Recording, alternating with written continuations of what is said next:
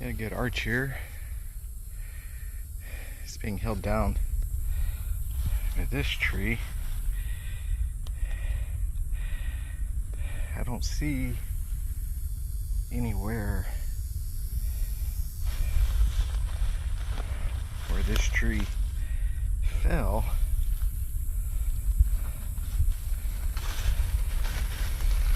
But you see this arch.